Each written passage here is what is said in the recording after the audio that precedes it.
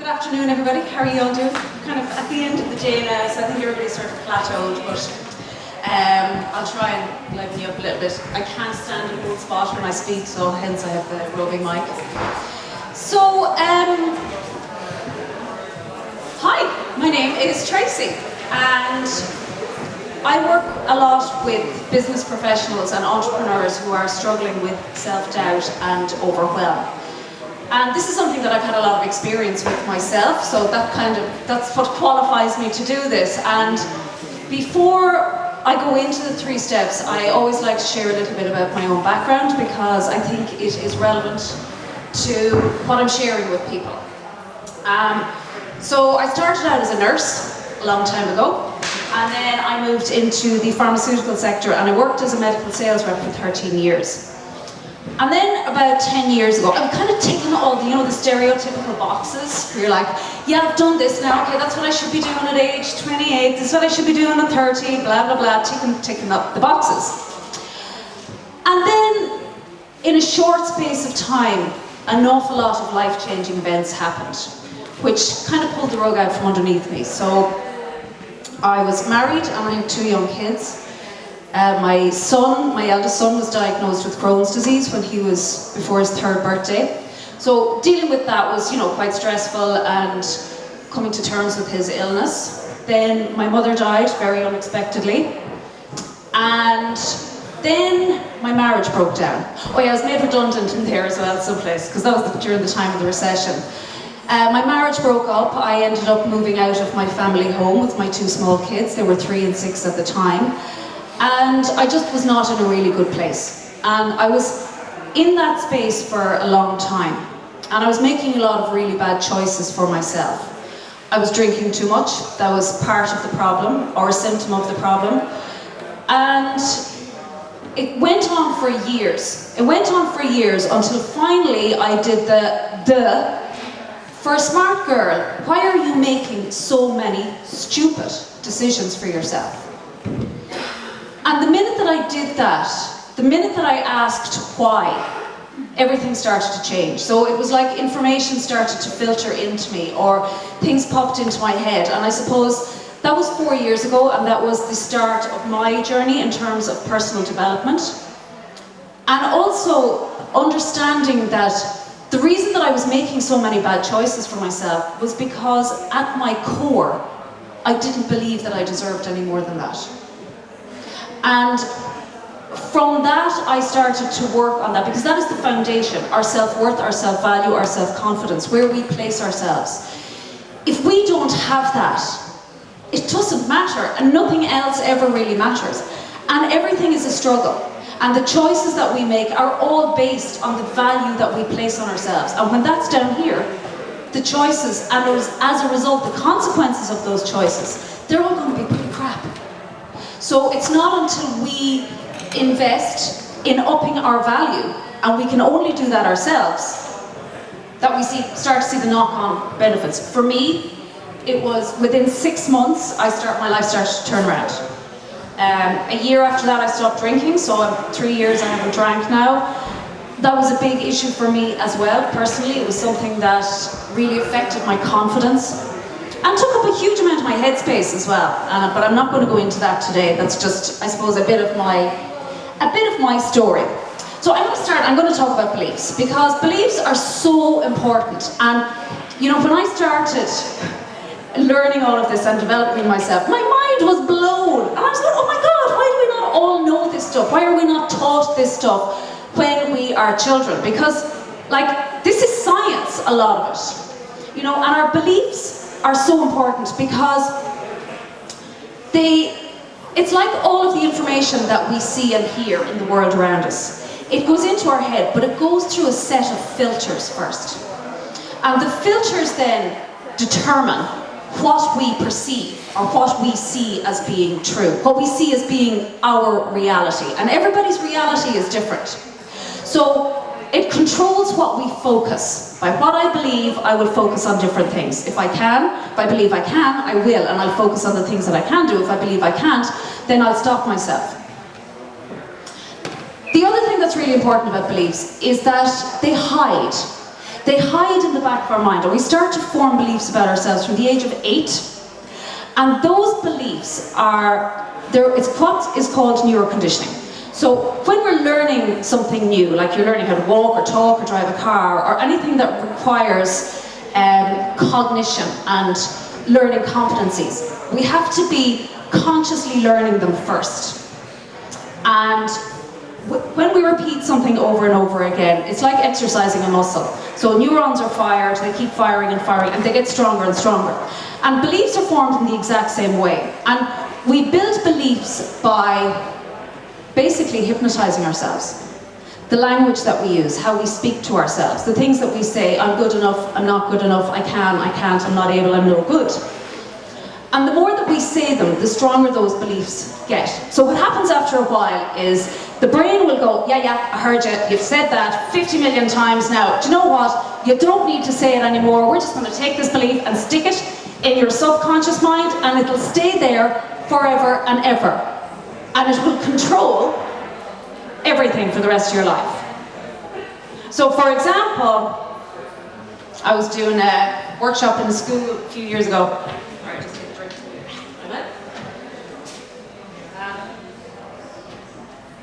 There was a girl down the back of the class. I was talking about different books that I had read. And there was a girl down the back of the class, and she said, I'm no good at reading books. Can't read a book. I don't know how many books I've tried to read, and I can't read them. Now, she said it about 5 times in the space of 40 minutes. So what she was doing was telling her brain that she couldn't do something. The brain was believing her, because that's what she said, so therefore it must be true. So now every time she started to open a book and try to read, the brain just went, don't think so, you've told me you can't do this, so we're going to shut down. So that's how they operate there in our subconscious mind. And it's not until we start to acknowledge them that we can do something about them. So they determine what we allow and ask for in our life. So if you're setting goals for yourself, but you don't, at your core, believe that you're good enough to ask for that, or that you're going to be capable, you will find yourself sabotaging what you're trying to achieve somewhere down the line. So that's why they are so important. What do positive beliefs correct? They correct self-doubt and our lack of confidence. So confidence comes not from, I'm brilliant at everything. Look at me, I'm mighty. I can walk into a room, got this. Because a lot of the time we don't have it. We're just learning it. But we need to believe in our ability to learn. And that's all. And when we do that, our mind is open to experiences that teach us that, yeah, no, I do have this, actually. And then we start to feel confident. Confidence does not come first. Confidence comes down the line. But when we're racked with self-doubt, that's where that lack of confidence comes from. Build powerful beliefs, you will feel more confident in yourself. Okay? It improves willpower. So people say, oh no, I have no willpower. I cannot manage to stay off the chocolate, biscuits, wine, crisps, whatever. Can't keep going to the gym because I have no willpower. There is no such thing as willpower. We either have beliefs that support us in what we want to do and give us the momentum to move forward, or we have beliefs that contradict what we want to do, and it's a constant tug of war. So every time we try and step forward to do something, we keep pulling ourselves back again. That's what willpower actually is. And of course, the more that we believe in ourselves, the better I believe I am as a human being, or that I'm good enough, or I'm valuable enough. I'm going to ask for more for myself. Which means I'm going to have a better life at the end of that. And when we don't invest in our beliefs, full of self-doubt, self-doubt is what leads us to feeling overwhelmed. Oh, should I do that? Oh, I don't know. Oh, I shouldn't have said that. I wonder why they're thinking that. What are they thinking about me? Did I make a mistake? Oh, God. All of those thoughts leads us to feeling overwhelmed. Everything is scarier. If we do not believe in that ability to learn, our ability to go out there and do something, without maybe having the experience first, then fears are magnified so much more which leads to procrastination, finding all of the excuses in the world for why I'm not going to do that. Oh, there's no point in me doing that now. There's no point in me applying for that job, sure I'd never get it. There's always something hiding underneath that, and it's always self-doubt. And ultimately it stops us from reaching our full potential, because we don't believe that we can achieve. So, how do we fix it? Everything starts with improving our self-awareness. Everything. So it doesn't matter what programs I'm running, or whether I'm working one-to-one with clients, or I'm working on programs in the workplace, self-awareness is always where I start. Because you cannot fix something if you don't know that it's broken in the first place. And this is a process that can take years and years. You know, I often say I'm kind of 4 years in. If somebody had handed me a self-help book 10 years ago, I would have thrown it at their heads. I'm grand! Sure, there's nothing wrong with me. Really? Beg to differ. It wasn't until I started to be honest with myself and started to see things with greater clarity that I could actually do something about them. But we have this fear of, oh, I don't want to be alone with my thoughts. The idea of being in stillness and silence terrifies so many people because they don't want to hear those voices that are going through their head. But the fact is, those voices and those thoughts, you can't change them or do something about them until you first hear them and acknowledge them. So, this is why people talk about mindful time and mindfulness and stillness, and why it is so important. Because we cannot hear our thoughts when there is a cacophony of noise going on all around us. Radio's on here, people shouting over here, TV's on, music blaring in my head. So you need to find time to be still. And I strongly recommend writing things down. I'm a firm believer in you can't fix something in the same place that it was created. And it's only when you write it down on a piece of paper that you can see it for what it is. So that's where self-awareness comes in. And it's, you know, it takes time. It does take time. Language is really important. How you speak to yourself and how you speak out loud.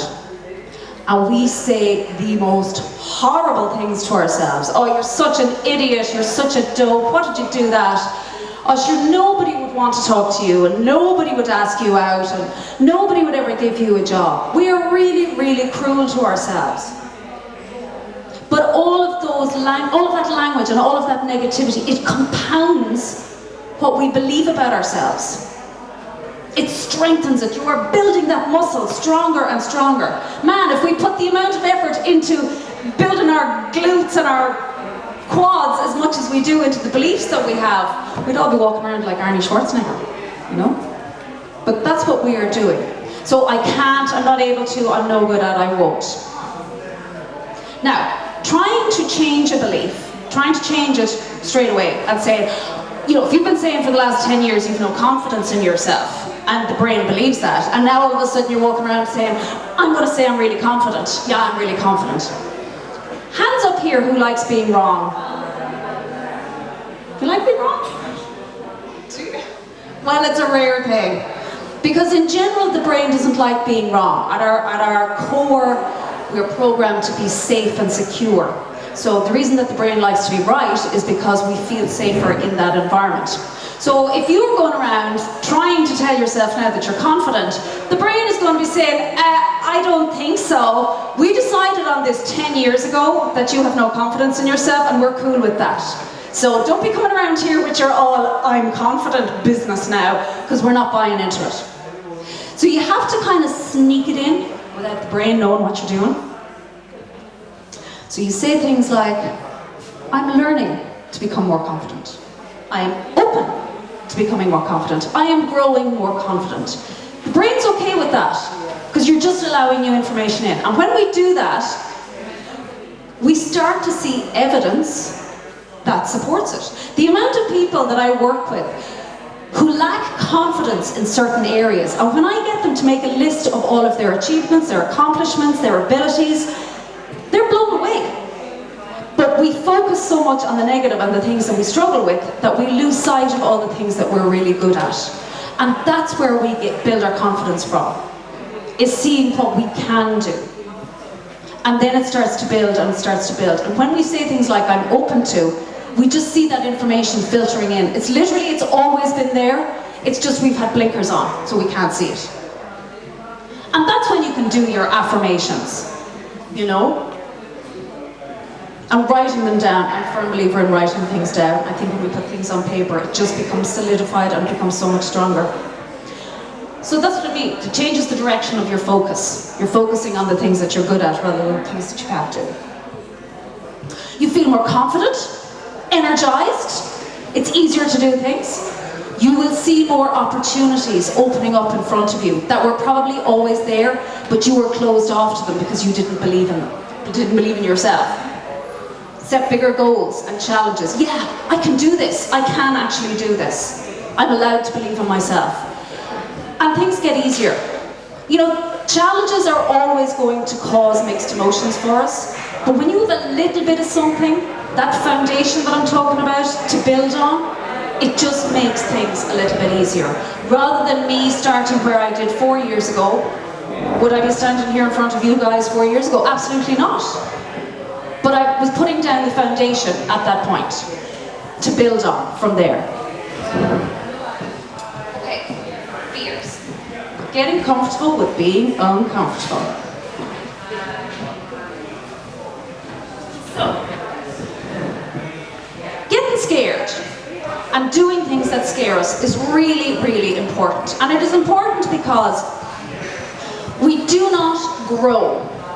We do not grow and we do not improve ourselves when we stay where it is safe. You know that saying, if it doesn't challenge you, it's not going to change you.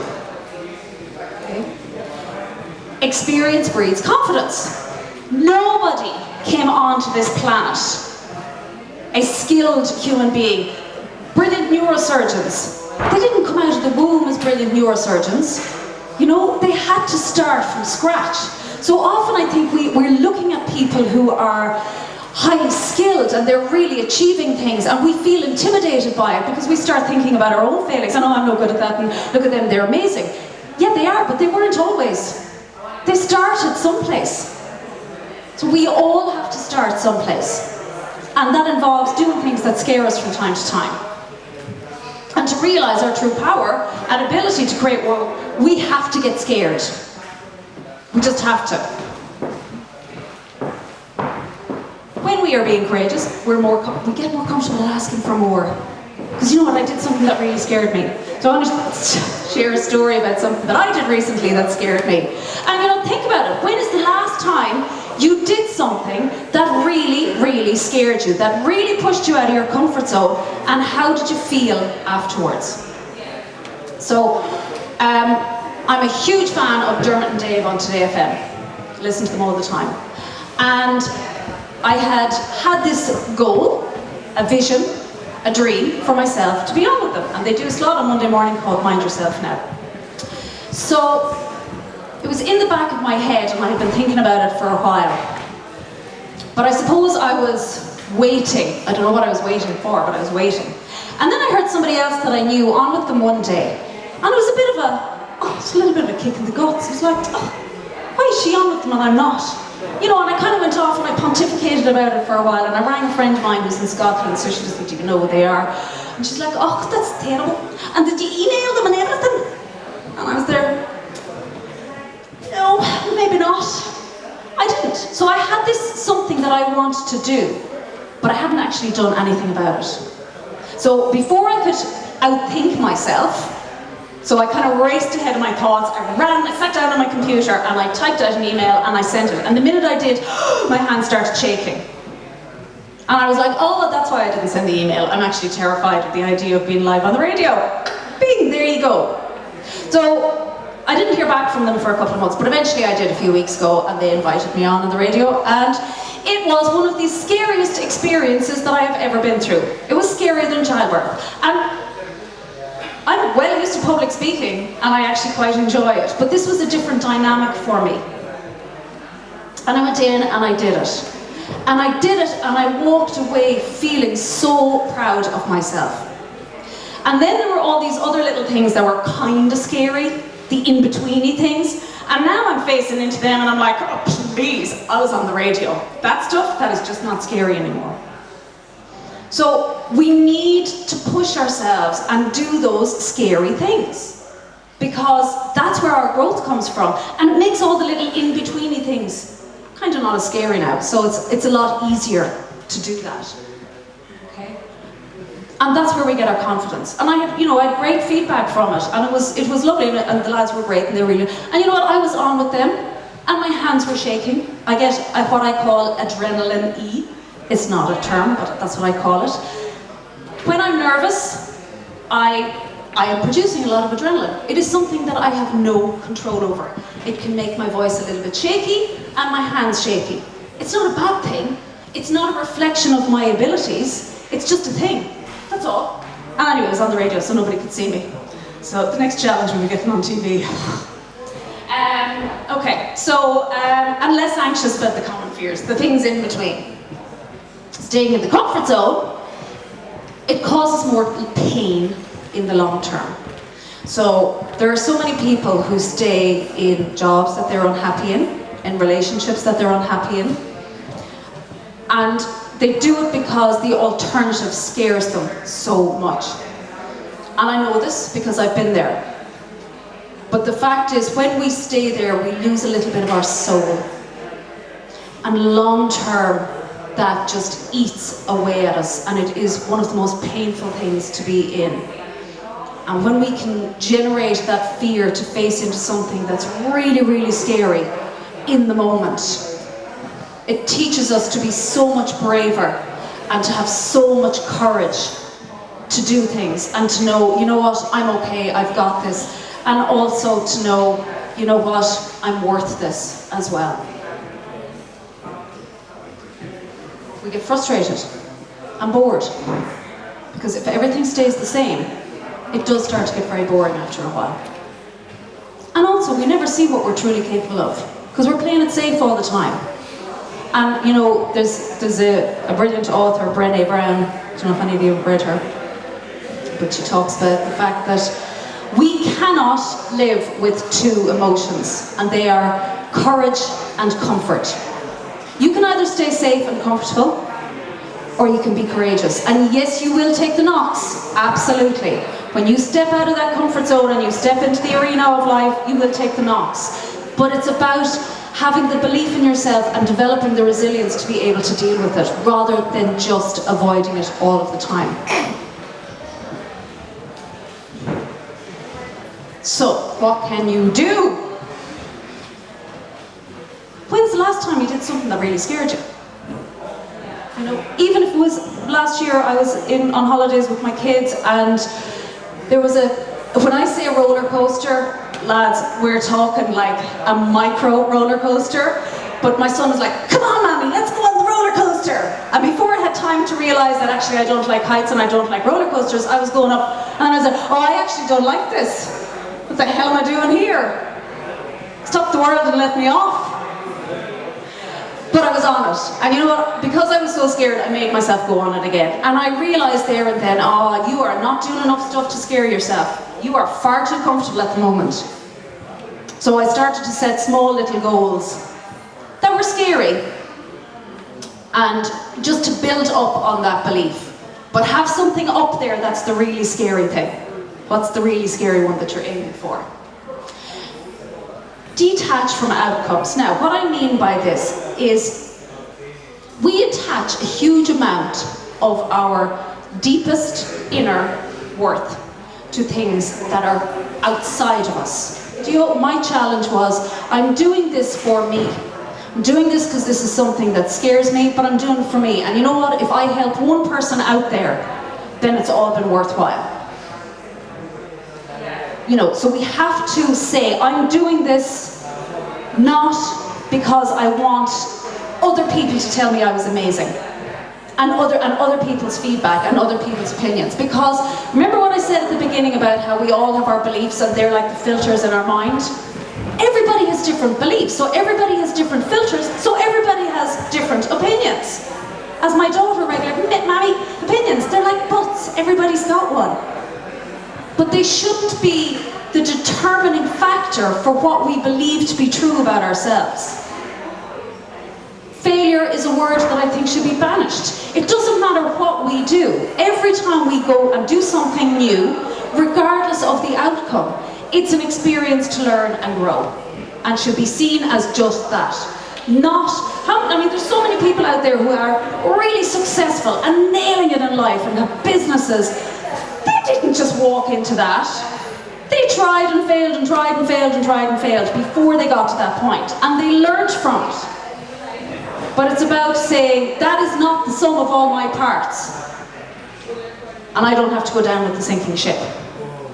And just keep doing it. Just do things that make you feel comfortable. If it's public speaking, if it's going on first dates, job interviews, whatever it is, just keep doing it over and over again. Don't stop at the first, what are they? The first hurdle, that's it, yeah. We had to throw in a few racing puns sure while we're here. Okay.